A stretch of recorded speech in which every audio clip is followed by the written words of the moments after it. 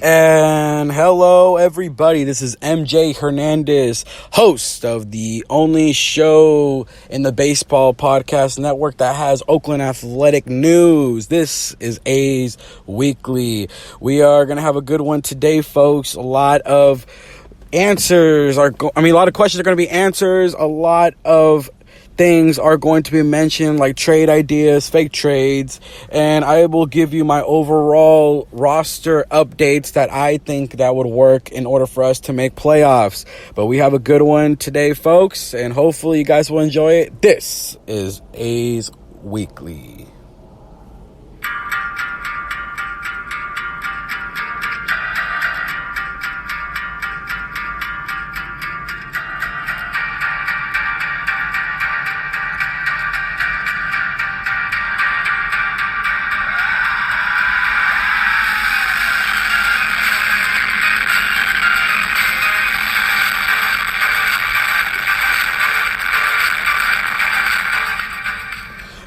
And that was the Tongue Tied by Group Love. Take me to your best friend's house. Yeah, that you guys already know that one, man. That's the anthem for many, many, many memories back in the day.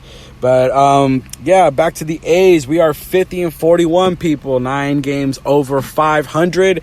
It feels great. We are going to start a new series off today with the Chicago White Sox being 50-41. The White Sox are currently third place in their division.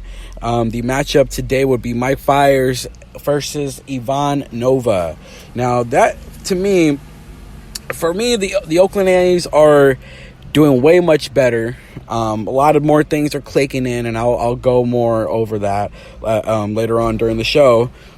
But I think for me, the A's are looking like they know what's going to work and what's not going to work. And the trades would come in soon. I think the A's are not going to stand pat.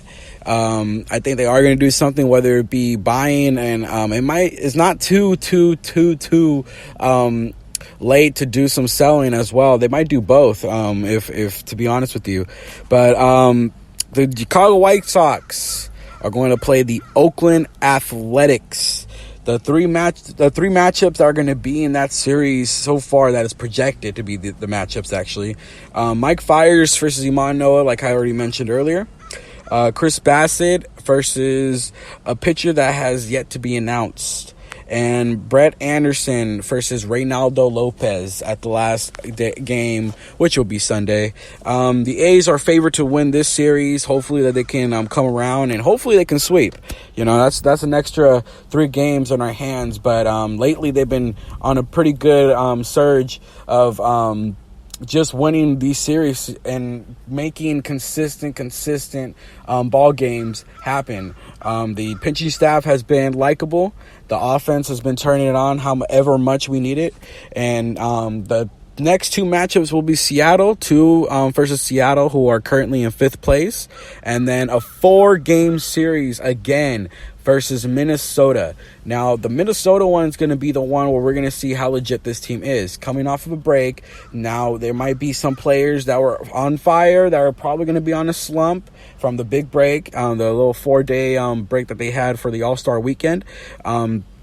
Minnesota, 4 games at Minnesota as well. The current first place team, of Minnesota Twins. We all know what they're about, and much respects to Minnesota. I think that they are going to be one of the legit teams in baseball. They are facing a little injury, so hopefully the A's will be able to face them with all the players in to see how great of a matchup that can be. You know, Minnesota and Oakland, both teams that hit a lot of home runs and have a good amount of offense just in general, you know. But Minnesota does have the better pitching staff, in my opinion, at least currently. The A's do have some players in the injury list too. Sean Manaea has pitched his first game back to the Oakland Athletics, but he does not have that great of an outing at Stockton. He just really struggled in that little return. And Jarrell Cotton is as well back and pitching in Stockton as well. AJ Puck currently in Midland. Jesus Luzardo still recovering from that little lat strain, the grade 2 lat strain that we remember.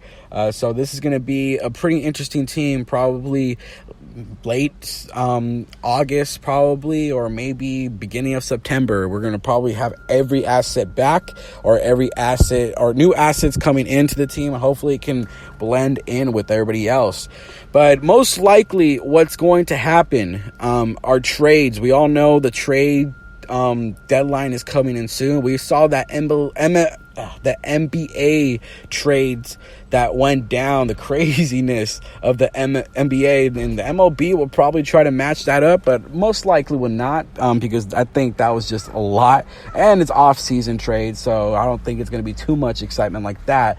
But the MLB trade deadline, we all hear the more popular names that are probably going to be on the move. We all know what's his name, Marcus Stroman is on the favorites right now. Matthew Boyd, Shane Green, that's just one of the few of the many names that are popping right now and are popular at the moment to be on the move and go with another team. Well, we got some trade suggestions, and I did say last time to send me some of these questions, and I kind of went out of grid and literally asked people on my Instagram, put it on my story, and I got some pretty good response. But we're going to go with the trade ideas that our wonderful people at home made on their own, or just suggestions on who to trade for. Now, Mike Leake and Corey Guerin were one of the fake trade ideas to get, and to give up would be Brady Feigl and Jonah Bride. Now that one, to me, Mike Leake is going to cost a lot. It does say Mike Leake with cash. Okay. Mike Leake is a 4.32 ERA with a 1.24 whip. But we all know the issue with Mike Leake. He does go deep in games, probably averages like 6 to 7 innings. Or he could go to an 8th inning as well. He is a veteran arm. You are going to get, exactly what you're going to get from Mike Leake. There's going to be a lot of homers. There's going to be a lot of contact. But there also is going to be a lot of innings. Now, do I think the A's need an innings eater? I don't think so. I don't think the A's exactly need that. They just need someone of ace-like arm piece to probably fill in for the staff that Frankie Montas provided. If Frankie Montas was not suspended, then I would agree to get a similar piece of Mike Leake. But now without Montas and Fires being the close to an ace, we just can't really try to get another piece that would be a question mark. You can't afford to have that. You need to get guys that are capable of filling in the top of the rotation and really helping out this ball club. And Mike Leake, I just don't see that in Mike Leake. We all know we have a lot of good experiences and a lot of good games against Mike Leake when he has matched up against us. He's been with Seattle, I think it's about to be 2 years right now. I think it's a year and a half so far. But they did have a 5-year, $80 million deal with Mike Leake. That contract is something that is not going to work in Oakland. As much as I wouldn't mind, even if Frankie Montas wasn't suspended, this would be something I'll probably go away for. But he is a veteran piece that you just have to respect. You just have to give credit to. But up to now, I don't think he's the perfect fit for Oakland. But Corey Guerin, on the other hand, that's a piece that I wouldn't mind to experiment. Now, we all know Corey Guerin from last year is a different Corey Guerin for this year. Now, the way how we used him, if we're going to use him how we did last year, I'd rather stay away because it's going to be a waste of a trade. We didn't use him appropriately last year.